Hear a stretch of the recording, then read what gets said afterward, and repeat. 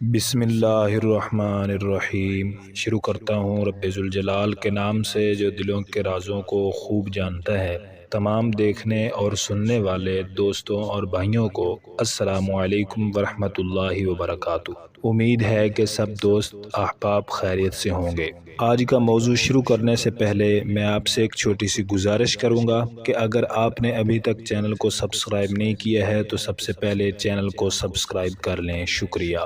کامیاب لوگ اور وقت کا استعمال۔ برسوں بعد ایک پرانے دوست سے رابطہ ہوا تو اس نے کہا کہ میں ملنے آؤں گا۔ دن طے ہو گیا تو آمد کا وقت پوچھا، کہنے لگا ہم کسی بھی وقت آ جائیں گے۔ مجھے اس جواب پہ حیرت ہوئی۔ خیر، سردیوں کے دن تھے، شام 4 بجے کا وقت طے ہوا۔ میں نے شام کی چائے تیار کر لی۔ 3:45 مکمل تیاری کے ساتھ مہمانوں کے انتظار میں تھے۔ 4:30 ہو گئے مگر مہمان ندارد۔ فون کیا تو میرے بے تابانہ پوچھے گئے سوال پر جو بے نیازانہ رد عمل اس نے دیا، مجھے لگا کہ اسے تو یاد ہی نہیں کہ کسی کو 4 بجے کا وقت دیا ہوا ہے۔ تاخیر ہو چکی تھی اور اس کی سست روی دیکھ کر میں نے اندازہ کر لیا مہمان کھانے کے وقت تک ہی آئیں گے، سو پھر رات کے کھانے کا بندوبست کرنا پڑا۔ سردیوں کے دن تھے، 7 بجے تک بھی مہمان نہیں آئے۔ میں نے پھر اس کو بہناتے ہوئے فون کیا کہ تمہیں کچھ اندازہ بھی ہے میں 4 بجے سے انتظار میں ہوں۔ دوسری طرف وہ بے نیازی کے بندہ تب کے رہ جائے۔ بہرحال چائے کے وقت سے انتظار کرتے کرتے وہ رات 8 بجے تشریف لائے۔ ساتھ ہی میں نے مددگار خاتون سے کہا کہ کھانا لگانا شروع کرو۔ اس پہ ہمارے دوست بولے کہ اتنی بھی کیا جلدی ہے؟ مجھے کہنے لگے تم کچھ زیادہ ہی وقت کی پابندی نہیں کر رہے ہو؟ مجھ سے اتنی پابندی نہیں ہوتی بھائی، ہمیں تو پتہ ہی نہیں چلتا دن کب شروع ہوا اور کہاں چلا گیا، اور ویسے بھی سرما کے دن اتنے چھوٹے ہیں کہ کوئی کام مکمل نہیں ہوتا۔ ویسے جو سلوک تم وقت کے ساتھ کرتے ہو نا، اس کے لیے تو 48 گھنٹے کا دن بھی ہو جائے تو تمہارے لیے کم ہے۔ میں نے بھی دیانتدارانہ تبصرہ کیا، آج کل جاب کر رہے ہو؟ نہیں، گھر پہ ہی ہوں۔ بچوں کو خود پڑھاتے ہو؟ نہیں، بچوں کو پڑھانے کا ٹائم ہی نہیں ملتا، بچوں کو تو ٹیوشن پر بھیجتا ہوں۔ پھر تم کرتے کیا رہتے ہو سارا دن؟ اتنے کام ہوتے ہیں، صبح 11 بجے اٹھتا ہوں میں، اس کے بعد دن ہاتھ ہی نہیں آتا، شام ہو جاتی ہے، بس کھانے پکانے میں دن گزر جاتا ہے۔ ویسے تم بتاؤ تم کیسے سب کچھ مینج کرتے ہو؟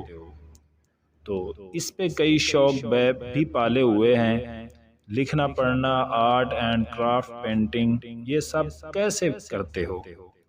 میرا مطلب ہے گھر اور پھر دفتر کا کام، یہ سب تو بہت ٹائم کنزیومنگ ہے، صرف وقت کی قدر کر کے سب کچھ ممکن ہے۔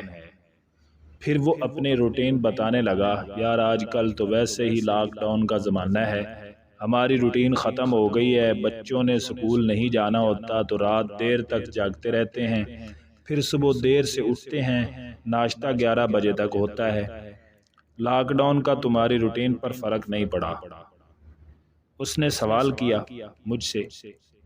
روٹین پر فرق پڑا ہے، مگر بس اتنا کہ سکول نہیں جانا ہوتا، رات کو بستر پر جانے کا وقت بھی وہی ہے، صبح اٹھنے کے روٹین بھی وہی ہیں۔ لاک ڈاؤن کے دور میں نے ہر دوسرے شخص کو یہ کہتے سنا کہ روٹین خراب ہو گئی ہے، اب سونے جاگنے کا کوئی وقت نہیں رہا۔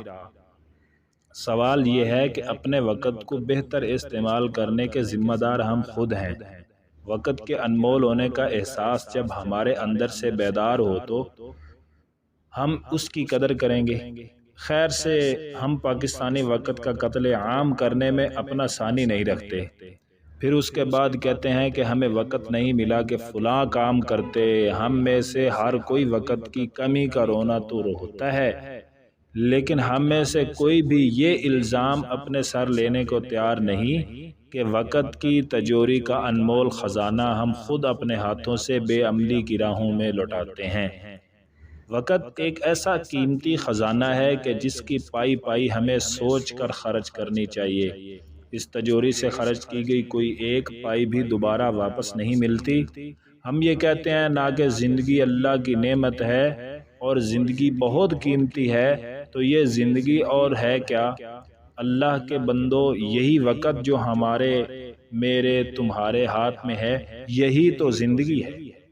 اور اس وقت کا قتل عام کر کے سمجھو کہ ہم نے اپنے ہاتھوں اپنی قیمتی زندگی کو ضائع کر دیا۔ یہ جدید دور ہے، سو ہم وقت ضائع کرنے کے لیے بھی ٹیکنالوجی کا استعمال کرتے ہیں۔